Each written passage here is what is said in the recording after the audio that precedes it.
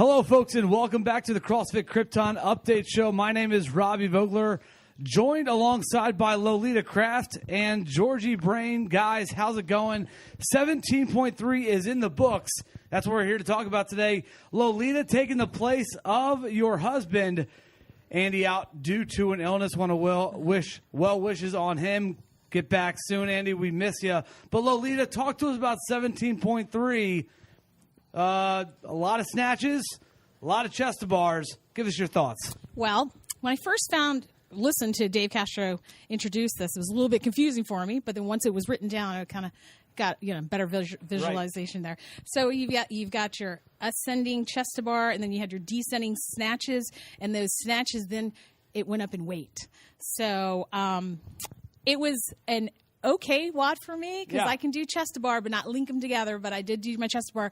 But what stopped me was, of course, the weight on the bar for my snatches. So it's kind of stopped me where I stood there. And but still, I think that most people enjoyed it. I think it was one of those things, either you loved it or you hated it. I didn't really see many people in the middle.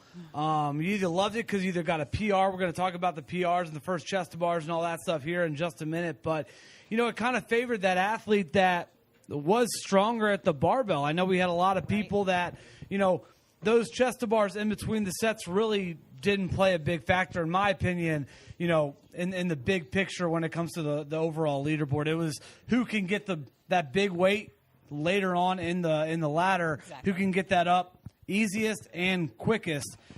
Georgie, we had some big performances from 17.3, not only from the winner overall in the entire world in 17.3 coming here from CrossFit Krypton. But talk to us about some of the other big performances out of the men and women's side for 17.3. All right, yeah, sure. First, I want to put in a little bit of perspective because I think, you can get caught up in some of the big performances and it's amazing. But for those of us, that first 8 minutes was the workout. Right. We had 77 RX athletes in our gym do that workout, and only 23 people was that workout past 8 minutes. Right. And then after that, it dropped to 11 to make it past 12 minutes. Yeah. So when you think about that, we were all in the same boat. That first 8 minutes was rough just to get through that amount of work, to get through that snatch. So a lot of people got stopped by the second weight on the barbell, and then some people got PRs on that second weight or could already move it, just couldn't do it quite as fast, and so couldn't get out of that.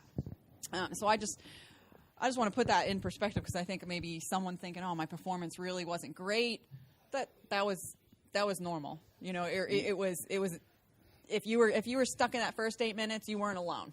Right. Most of us were there with you.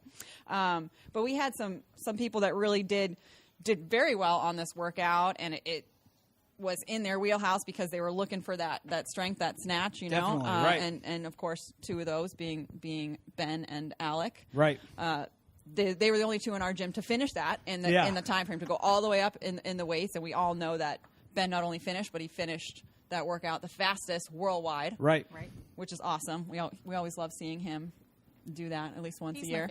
My favorite. Next to Alec. Oh, he's your favorite? Yeah. Next to Alec. Next to Alec. But our other regional competitors and our other top competitors also did well in this workout. We saw Kelly make a huge jump on the leaderboard. Yeah. She's sitting in the top 20 now, threatening to qualify for regionals. Lindsay held her own on this. She did exceedingly well. Snatches are not her favorite strength movement, but she did great on them. So she's managing to stay right up there. And we had Lily and Christian, who both did also really well. They moved up in the standings as well, sitting around 126 for Christian, 124th in the Mid-Atlantic region for Lily. So both of them did really well on this workout too. Our teens and our masters, they're just continuing to amaze me and perform well and are increasing their standings within that group and that leaderboard. So, Dave Jones is sitting ninth in the 45 to 49-year-old division worldwide. Braden is 28th. And Michael Smith, newcomer to our gym, is 81st. So they jumped up as well this week, which was awesome. Our senior member, our WOD father, Jerry Becker, 151st. Wow. Snatches, I know, are not his favorite thing either, but he fought through them. Yeah. So, and Colin Chen, too, in the 16, 17-year-old division at 122nd. So we're everybody's just real consistent here. I think that's what this gym does. It's good programming by Ben, good coaching by the rest of the staff, and we all perform real well. I definitely think it's very cool to see just the progression of this gym, not only from Ben and Alec and Dane, and the top regional competitors that we have coming, but just from your everyday athlete. And, like we mentioned last week and like we mentioned on that first episode, we do Friday Night Lights like most gyms around the world. Every Friday night, the workout's obviously announced on Thursday night at 8 o'clock Eastern Standard Time, and Dave Castro announces it. Normally, people kind of let, about 24 hours to let it sink in, just kind of soak it in, get some strategy going along with it. Then they attack it. Friday Night Lights was the exact same thing here as it is most nights. A little bit different, I think, this week because you had all those PRs on those snatches. You had people getting their first ever chest-to-bar pull-up in this workout. Very awesome to see. I wasn't here personally. I was out of town. So you guys are going to have to, take control of this next segment. What were y'all's favorite moments from Friday Night Lights this past Friday? I'd say mine was I always go to the 7 o'clock class. So when I come in, usually I'm ready to say, okay, I'm done. I'm not going to I'm not going to do it again. So once I come in, my 7 o'clock crew comes around and it's like, okay, we're going to do this. We're going to do this. And you can't back out. So I always end up doing it with them. But we actually all did the WOD together. Awesome. All at the same time. That's cool. And a big shout out to Elisa, who did I know you have this down for her PR snatch. Or snatch PR, and she did 95, I think, 5 times. Yeah. Wow. I didn't know how many times she did that. She's a little beast at 7 o'clock. So she, we feel like she's not hit her potential yet at 7 o'clock. So, but I always have to say too, and I'm not really sure how to explain it, but when you come in, you've got on Friday night, and you have so many people have already done it, and just are so ramped up about it. It's just that whole a little bit of a injection Definitely. of I'm not even really sure what, like sugar, and you just get ready to go. Right.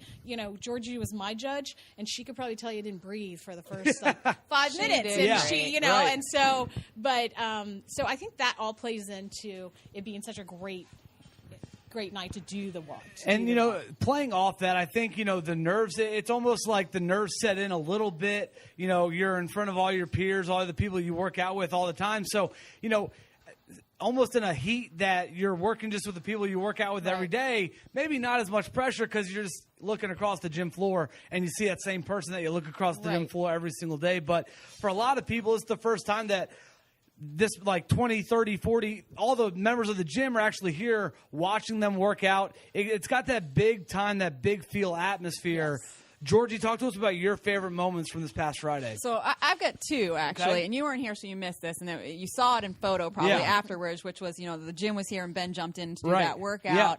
And he had a couple lifts where we're always a little forward, and so the whole gym's like this, and they catching the lean of the entire gym, and those were just really great moments. Just when the whole gym's here cheering him on or cheering each other on. Right. So that was definitely one of my favorite moments. Sure. And then we erupted, for cheers when he finished in that stellar time. And then my second favorite moment actually was a redo by Charlie on Monday for this workout. Snatching's never been one of his favorites or strengths, and he actually got a PR on this as well at that 85-pound barbell, which was a 10-pound PR, and he did it 4 times. Definitely. So that was another favorite moment of mine. I was judging him for that. Ben was here coaching him through that basically and helped him get through that round, which it's great to see. So those were definitely 2 of my favorite moments from. Definitely one of that picture you're talking about probably has made its rounds all over the CrossFit universe, but it's definitely a picture that is worth 1,000 words in terms of just the reaction of the gym, and that just kind of shows you how much this gym gets behind their athletes. Not just Ben, not just the guy who just started CrossFit a couple of months ago, and this is their very first Open. This gym is all about community. It's all about kind of leadership, and it's all about family, and that's one of the biggest things. And like you said just moments ago, Georgie, about Ben coaching Charlie through that. We saw that last week in terms of Kelly doing that with the bar muscle ups and so many people getting their first ever bar muscle ups. we had some very big accomplishments from 17.2.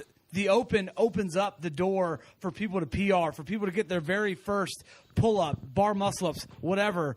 This week, chest to bar, PR snatch, a lot of them. Georgie, who did what? Well, so we talked on about 17.3. So we talked about Charlie, and Lolita covered Elisa there on hers Yeah. too. We had two more big PRs in the snatch realm. One was Kelly as well this Awesome. week, and she hit that 175, I believe, 3 times. Yeah.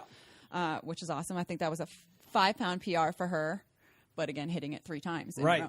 So that's amazing. And then a newer member to us, Sam Tuitt, he always scales that overhead position's not great, so he's always scaled that, to move through workouts. And this week made him push. And so for him, it was at the 95-pound barbell, but it was 7 times at 95. Awesome. So now he knows he can do more. Right. On the chest to bar side of things, we had 3 athletes that didn't know they could do them.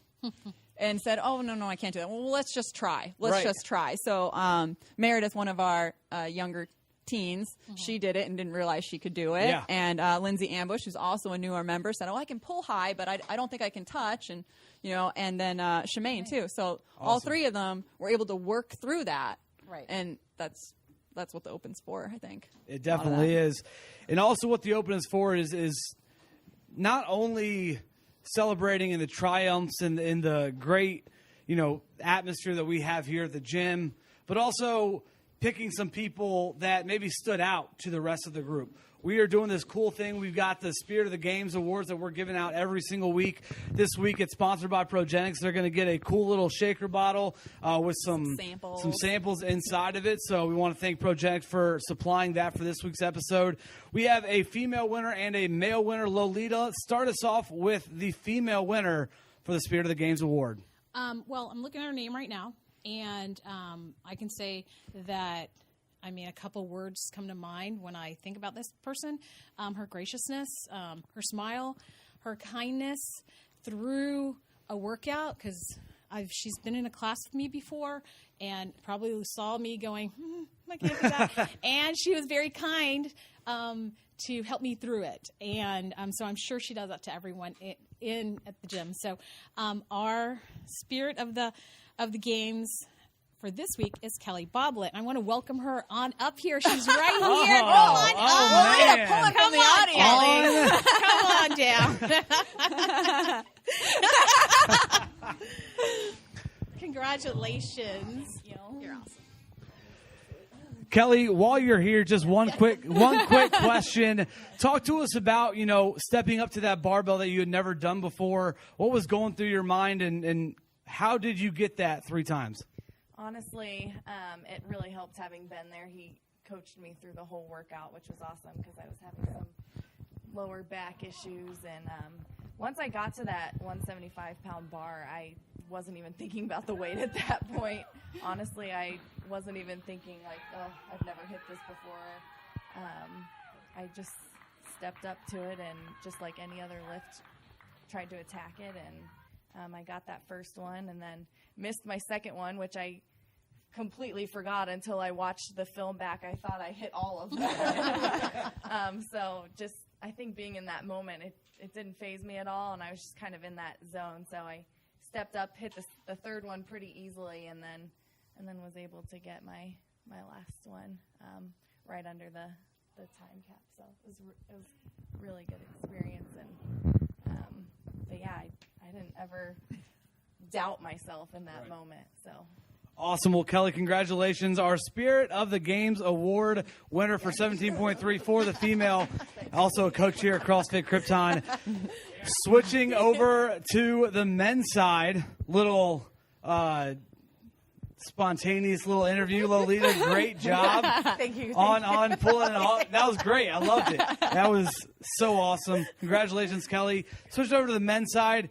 You talked about him just moments ago, but Charlie is the Spirit of the Games for the men this week. PR'd at the 185 barbell multiple times. He has been one of those guys that's been awesome to watch just throughout the last few weeks. And that first workout, he was in the top, I think he was in the top 20 for the men in the region. and, you know, put up he beat some of the top athletes in the world in that workout in week 1, and just has continued to impress so many people, his peers, his athletes, and me personally. So congratulations to Charlie and Kelly, the Spirit of the Games award winners for 17.3 here for the CrossFit Krypton. Guys, don't forget to continue to get those votes in. The boxes are at the front of the gym. You guys can do that until we film this. That's when you can get your votes in for 17.4. Stop stuffing the ballots, Dane. Speaking of 17.4, final thoughts and predictions for the next weeks. Georgie, we'll start with you, then go on to Lolita.